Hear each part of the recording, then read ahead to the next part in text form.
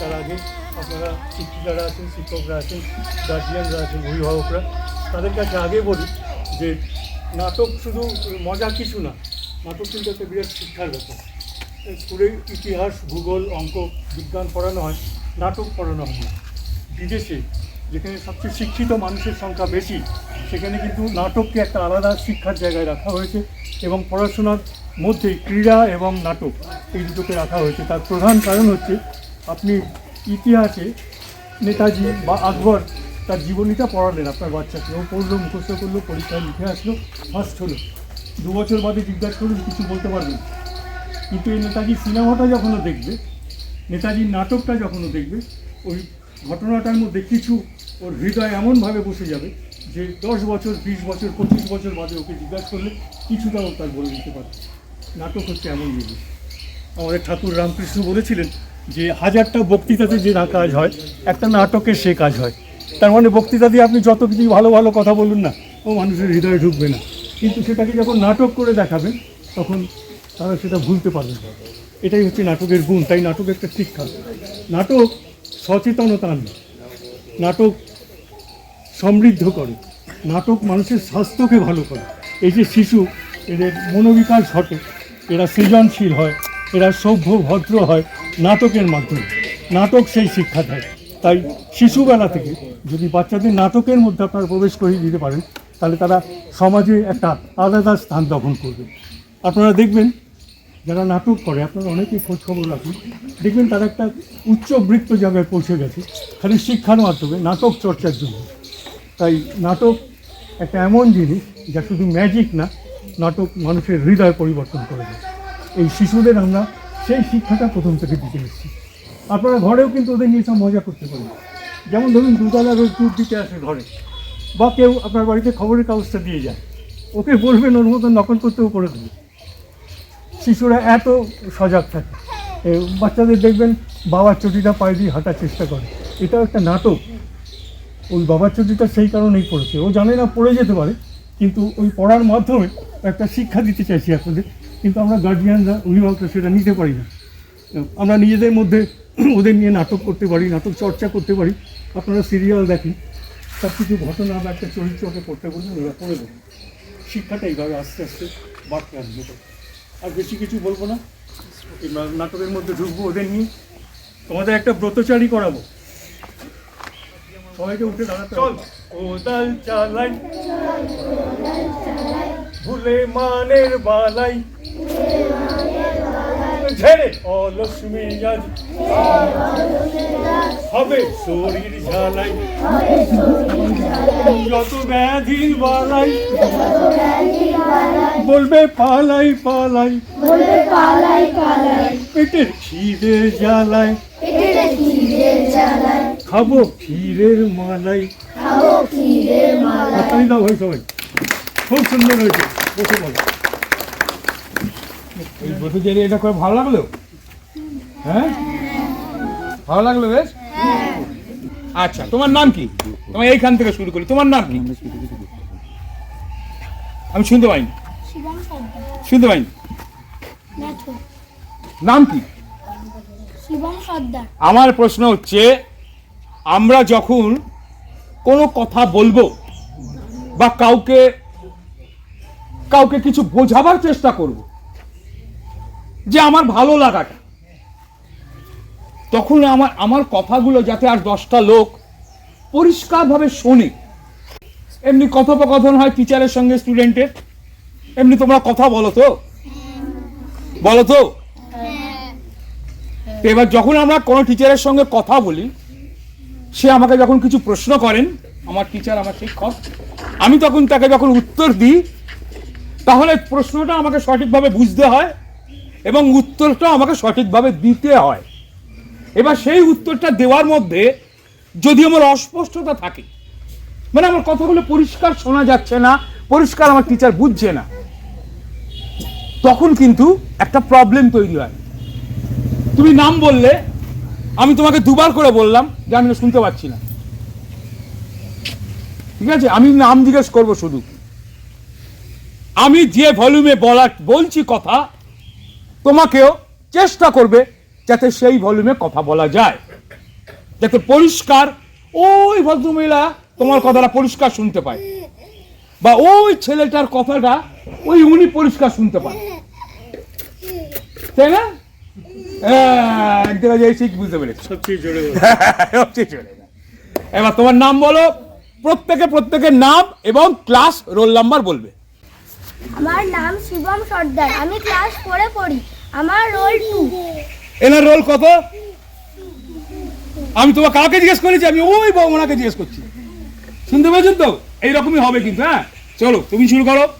আমার নাম ধ্রুব উকিল, ক্লাস 4-6 রোল। জোরে। আমার নাম সৌমদীপ সর্দার, বাহ। Class 4, roll number 8। তাড়াতাড়ি। আমার নাম সন্দীপ মালিক, রোল ক্লাস 3। এমনি ওঠো। গুড। সব সময়ের জন্য বসা ওঠা এইভাবে করবে। মাটিতে ভর দিয়ে কেউ উঠবে না, মাটিতে ভর দিয়ে কেউ বসবে না। যারা আছি বাইরে থেকে কিচ্ছু নেবো না, মানুষ দিয়েই বানাবো গরুর গাড়ি। দোলাই ফুলাইকে মতো করে মানুষ দিয়েই আমরা গরুর গাড়ি বানাবো। পারবো? যারা পারবো একটা তৈরি করে দেখি একটা গরুর গাড়ি। হ্যাঁ, এইরকম মাথা তুলে হয়েছে। কুমোর পাড়ার গরুর গাড়ি বোঝাই করা কলসি হাড়ি, গাড়ি চালায় বংশীবদন, সঙ্গে যায় ভাগ্নে মদন। মদন। তাহলে কতগুলো চরিত্র আছে এর মধ্যে? দুটো গরু, একটা যে গাড়ি চালাচ্ছে সে, হ্যাঁ, তাহলে ভাগ্নে আছে, হ্যাঁ, তাহলে আবার কি হাড়ি করা আছে, মানে হাট থেকে ফিরছে তো, হাড়ি যাচ্ছে তো, তাহলে একজন এখানে দেখাচ্ছে, সে কিভাবে গরুটা চালাচ্ছে দেখো।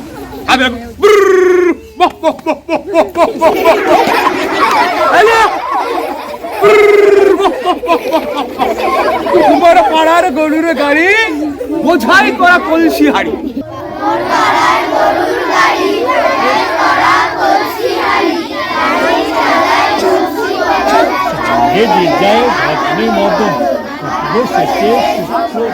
ঠিক করলাম, আমরা যেটাই পড়বো, আমরা বইতে যেটা পড়বো সেই পড়াটাকে আমরা সবসময় নিজেদের মনের মধ্যে একটা ছবি তৈরি করার চেষ্টা করব। সেটা বিজ্ঞান হতে পারে, যে আমরা খাচ্ছি, গলা দিয়ে নাবছে, কোথায় জিনিসটা হজম হচ্ছে, আবার সেটা মল হয়ে আমাদের শরীর দিয়ে বেরিয়ে যাচ্ছে, এটা তো আমরা জানি মোটামুটি। সেই রকমই আমরা একটা ছবি দেখার চেষ্টা করব। টিচার, বিজ্ঞানের টিচার, যিনি সায়েন্সের টিচার, জীবন বিজ্ঞান, তারা একে বোঝায় কেন না তোমাদের মধ্যে একটা সম্যক ধারণা দেওয়ার জন্য। আমরাও এবার থেকে যাই পড়বো না কেন, যেটাই পড়বো না কেন, সেটাকে একটা পিকচারাইজ করার চেষ্টা করি, মানে ছবি দেখার চেষ্টা করি।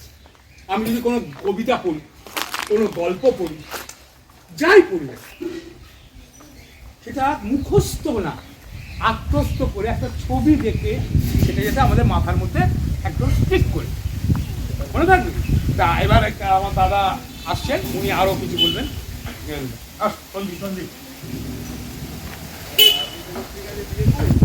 কেমন লাগছে তোমাদের? ভালো লাগছে তো?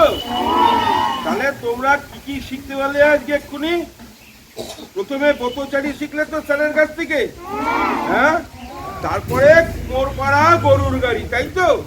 ভালো লেগেছে?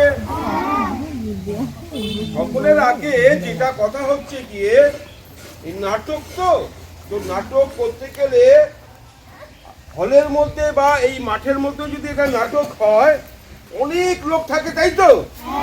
তো তাদেরকে কথাগুলো ঠিক মতন শোনাতে হবে। আমি কি বলছি তোমরা শুনতে পাচ্ছ তো? তো ঠিক তেমনি যারা নাটক দেখতে আসবে তারা যেন ঠিকঠাক মতন শুনতে পারে। তাহলে পরে প্রথম শুনতে গেলে কি দরকার? আমার কণ্ঠ, আমার গলাটাকে দরকার। তার জন্য আমার গলাটাকে তৈরি করতে হবে। তেমনি গলাটা তৈরি করতে হবে, ঠিক তেমনি আমার কথাটা যেন একদম স্পষ্ট হয়। মানে ঠিকঠাক আমার উচ্চারণ করতে পারি। তোমাদের মধ্যে এমন কেউ আছো যে কথা যেটা বলছো ঠিকঠাক উচ্চারণ করছো না।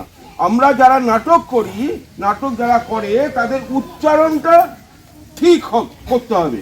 কিভাবে ঠিক করতে হবে? তার জন্য কি দরকার? তার জন্য জিভটাকে ঠিক করতে হবে। জিভ যদি ঠিক না করতে পারি, আমার কথা যে বলছি আমরা সেটার উচ্চারণটা ঠিকঠাক হবে না। যেমন আমরা স কটার আছে, কত রকম স আছে? জোরে বলো, জোরে বলো। আচ্ছা, দন্তের স, দন্তের স কেন বলছে বলো তো? দন্তের স কেন বলছে? জানো? জানো না। দন্তের স বলছে এই জন্যে, এই যে জিভটা, এই জিভটা আমাকে, এটা কি, এটা এগুলো, এটা কি দাঁত, এই দাঁতের সঙ্গে জিভটাকে ঠেকিয়ে যখন সটাকে উচ্চারণ করি তখন সেটা দন্তের স বলছে। কি হবে? দন্তের স। আর পেট কাটা মূর্ধন্য স। তাহলে পরে কি করতে হবে? তখন আমার জিভটা কোথায় থাকবে? মাঝখানে থাকবে, না দাঁতে থাকবে না গালে লাগবে। হ্যাঁ, পেট কাটা মূর্ধন্য স। চেষ্টা করো। পেট, দেখো আমার জিভটা কোথায় রয়েছে? পেট কাটা মূর্ধন্য স। গুড। আর তালুবস্য, তাহলে তালুবস্য, তালু কোথায় আমাদের? জিভটাকে তালুতে রাখতে হবে। তালুটা কোথায়? এই যে জিভটাকে উল্টে দেখো, এই দাঁতের মধ্যিখানে তালুতে তালু আছে, তালুবস্য। হ্যাঁ, এই উচ্চারণ ঠিক করতে গেলে আমাদের জিভটাকে ঠিকঠাক মতন ব্যবহার করতে হবে। আমি যদি জিভটাকে ঠিকঠাক মতন ব্যবহার করতে না পারি তাহলে আমার কথার উচ্চারণ স্পষ্ট হবে না। কি হবে না? তাহলে পরে আমার কথার উচ্চারণ ঠিক করতে গেলে আগে আমাদের জিভটাকে ঠিক করতে হবে।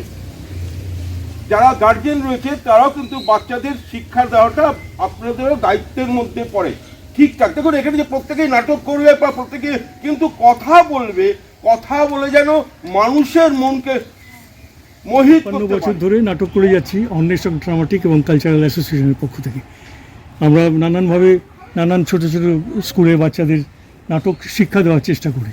এবার আমরা আপনার কাছে অনুরোধ করাতে আপনি একবারে রাজি হয়ে গেছিলেন এবং পুরো উৎসাহ নিয়ে আমাদের জানিয়েছিলেন যে হ্যাঁ, আপনারা কবে করবেন জানান, আমি ব্যবস্থা করে দেবো। আজ সেই শুভ মুহূর্তে আমরা আমাদের কাজ করে আপনাদের সামনে দেখালাম। আপনার এই অনুষ্ঠান কেমন লেগেছে একটু আপনার ভাষায় ব্যক্ত করবেন।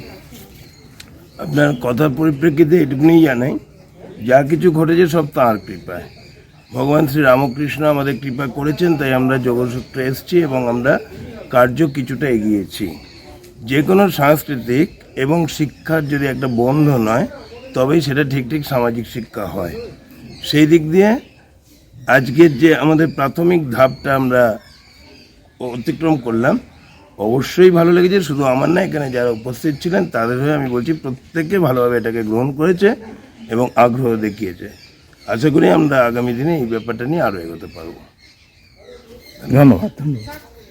এই আশ্রম স্কুলে এসে ছাত্রদের নাটকের মাধ্যমে সামান্য কিছু এগিয়েছে শিক্ষা দেওয়ার চেষ্টা করলেন এবং নাটকের গুরুত্বটা বোঝানোর চেষ্টা করেছে। আপনি প্রথমে বলুন যে আমাদের এই অনুষ্ঠান দেখে আপনার কীরকম লেগেছে? প্রথমত অনুষ্ঠানটা দেখে আমার খুব ভালো লাগছে, কারণ এই ধরনের অনুষ্ঠান আগে আমাদের হয়নি। আমরা বাচ্চাদের পড়াই, কিন্তু নাটকের বিষয় সম্বন্ধে এইভাবে বলি না। তো বাচ্চাদের যে অভিনয় করে দেখানো হলো, এতে খুব ওরা মজাও পেয়েছে, আমাদের সবার খুব ভালো লেগেছে। আপনার কি মনে হলো এতে শিক্ষার একটা অঙ্গ হওয়া উচিত কি? হ্যাঁ, অবশ্যই এটা ক্লাসেও আমাদের শেখানো, আমরা দেখলাম, আমরা বাচ্চাদের সেইভাবেই পড়াবো। আপনি কিছু বলুন। খুবই ভালো একটা আমাদের উদ্যোগ। আমাদের এই উদ্যোগটা আগামী দিনে আরোভাবে মানে এ করার জন্য আপনাদেরকে মানে বাচ্চাদেরকে আরও উৎসাহিত করুক, এটুকুই চাই।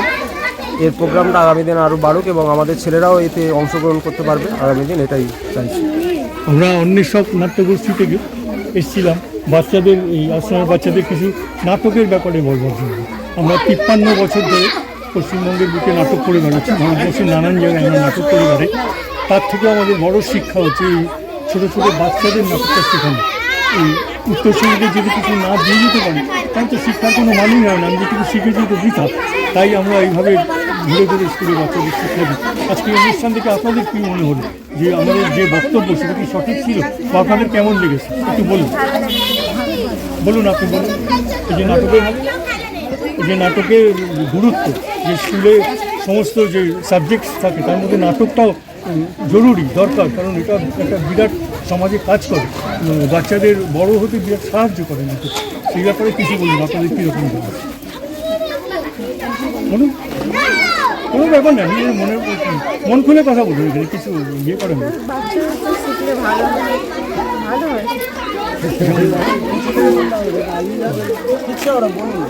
জ্ঞান বুদ্ধির বিকাশ হয়, নাটকের মাধ্যমে এটা করলে বাচ্চারা ভালো শিক্ষা পাবে, সমাজটাকে জানতে পারবে, অনেক কিছু শিখতে পারবে, মনে থাকবে। হ্যাঁ হ্যাঁ, আমরা আগামী দিনে আসবো, ওদের দিয়ে অভাব জলপান রবীন্দ্রনাথের নাটকটা করাবো এবং এমনভাবে শিখিয়ে যাবো আগামী দিনে স্কুলের কোনো অনুষ্ঠানে ওরা নাটকটা করতে পারবে।